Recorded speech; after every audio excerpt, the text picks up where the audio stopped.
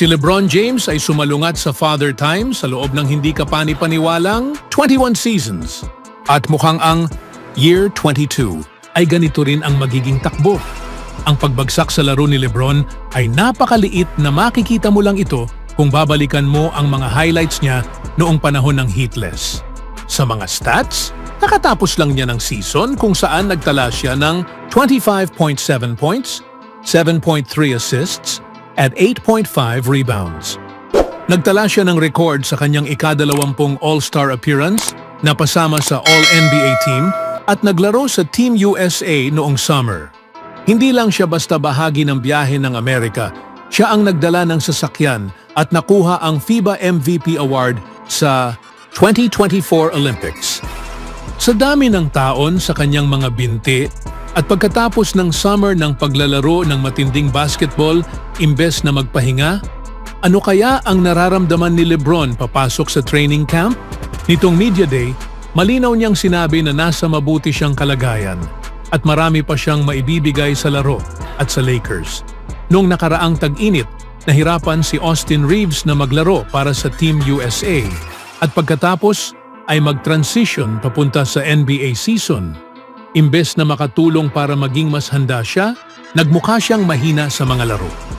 Gayunpaman, hindi si Reeves ang pisikal na kababalaghan na tulad ni LeBron. Kung sinasabi ni Bron na maganda ang pakiramdam niya, kasama ang marami sa mga naniniwala. Tama siya tungkol sa kanyang katawan sa buong karera niya at hindi siya mukhang napagod sa Olympics. Sa halip, mukhang siya pa nga ang pinakamahusay na player, hindi lang sa bansa, kundi sa buong planeta. Kung sino si LeBron para sa Lakers ay hindi na isang tanong. Ang tanging alalahanin ay kung kailan aabutan ni Father Time si LeBron James. Ayon sa siyensya, malapit na at matagal na itong inaasahan. Tanging si Vince Carter lang ang nakapaglaro ng 22 seasons sa NBA at noong ginawa niya ito, nag-average lang siya ng 5 puntos kada laro. Madaling malalampasan ni James iyon at kung kasing ganda ng kanyang pakiramdam tulad ng sinasabi niya ngayon, maaasahan pa rin siya ng Lakers bilang isa sa mga pinakamahusay na player sa kanilang team kasama si Anthony Davis. Walang saysay na pumusta laban sa hari sa puntong ito, kaya hanggat hindi pa natin nakikita ang kabaligtaran, asahan na magiging superstar player pa rin siya. Sa kanyang pagdalo sa Media Day, ibinukas ni LeBron ang kanyang puso nang tanungin siya tungkol sa kahulugan ng pagkakataong makasama ang kanyang anak sa court na nagmarka ng isang mahalagang yugto sa kasaysayan ng sports sa Estados Unidos. Ikinuwento niya ang emosyonal na epekto ng pagkakataong ito at kung paano ito sumasalamin sa isang pangarap na natupad para sa kanilang mag-ama. Nang nakaupo siya sa isang mesa kasama ang kanyang anak at ilang reporters, malinaw ang naging tugon ng dating Cleveland Cavaliers at Miami Heat star tungkol sa paglalaro kasama si Bronny. Puro kasiyahan, sabi ni LeBron. Isa na siyang ganap na lalaki at handa na siya. Anong masasabi niyo mga kaibigan sa kondisyon ni LeBron? Sa ibang balita naman, sa pagsisimula ng 2024-25 NBA season, inanunsyo ng Golden State ang opisyal na roster para sa kanilang training camp program na magsisimula sa Martes sa Hawaii. Kasama sa training camp roster ng Warriors sina Blake Hinson, Kevin Knox at Jackson Rowe, na ngayon ay binubuo ng 20 manlalaro. Maaari itong umabot ng hanggang 21 bago bawasan ang bilang sa 18 para sa regular season. Narito ang kasalukuyang roster. Ang Golden State ay magsisimula ang training camp sa Oktubre, uno sa Cannon Activities Center sa BYU Hawaii Campus sa bayan ng Laie, Oahu. Magsisimula ang pre-game action ng Warriors laban sa Los Angeles Clippers sa Oktubre 5 sa Simplify Arena sa Stan Sheriff Center sa Honolulu. Pagkatapos nito, babalik sila sa bahay para sa 2 laro laban sa kanilang kapitbahay sa Northern California. Una sa Oktubre 9 sa Sacramento at pangalawa sa Oktubre 11 sa Chase Center laban sa Kings. Magho-host din ang Golden State ng laro laban sa Detroit Pistons sa Oktubre 13 bago tapusin ang kanilang preseason sa dalawang laban kontra Los Angeles Lakers. Ang tunay na kasiyahan ay magsisimula sa Oktubre 23 sa laban kontra Portland Trail Blazers para sa kanilang pambungad na laro sa regular season ng 2024-25 season.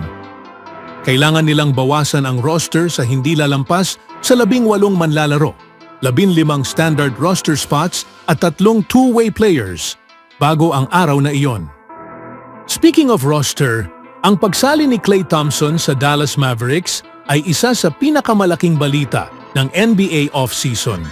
Bukod sa kanyang paglisan mula sa Golden State matapos ang isang maalamat na 13 taong karera, sumali rin siya sa isang team na kamakailan lang ay nakarating sa NBA Finals sa unang pagkakataon matapos ang mahigit isang dekada. Matapos ang isang legendary 13-year run. Sumali rin siya sa isang team na kamakailan lang ay nakarating sa NBA Finals sa unang pagkakataon matapos ang mahigit isang dekada. Ngayong araw, idinaos ng Mavericks ang Media Day sa Dallas, Texas, kung saan nagbigay ng pahayag si Thompson na siguradong magpapasigla sa mga fans ng Mavs para sa susunod na NBA season. Ayon kay Thompson, via NBA. Excited na akong magsimula. Mahal ko ang team na ito at ang makasama sila nitong huling 9 na araw ay napakaganda at tingin ko nasa atin ang lahat ng sangkap para sa isang kampeonato. Bagaman hindi na nasa kanyang prime si Thompson, na minsan nang itinuturing na isa sa mga pinakamahusay na shooting guard sa NBA, nananatili siyang isang napakahalagang role player. Makakatulong siya na bawasan ang pressure kay Kyrie Irving at Luka Doncic. Nung nakaraang season, nagtala si Thompson isang 5 beses na NBA All-Star ng average na 17.9 points, 3.3 rebounds, at 2.3 assists per game while shooting 43.2% in the field and 38.7% in three-point range in 77 games. Natapos ng Mavericks ang nakaraang season bilang ika-5 seed sa Western Conference na may record na 50-32. Natalo nila ang Los Angeles Clippers, Oklahoma City Thunder at Minnesota Timberwolves sa unang 3 rounds bago natalo sa Boston Celtics sa Game 5 ng NBA Finals. Magsisimula ang season ng Mavs sa Oktubre 24 laban sa San Antonio Spurs sa Dallas. Always do it on my own, so I gotta get through it. And the only thing I know is to love what I'm doing. Never give up, never slow, till I finally prove it. Never listen to the no's, I just wanna keep moving. Keep my head up when I act, head up, that's a fact. Never looking back, I'ma keep myself on track.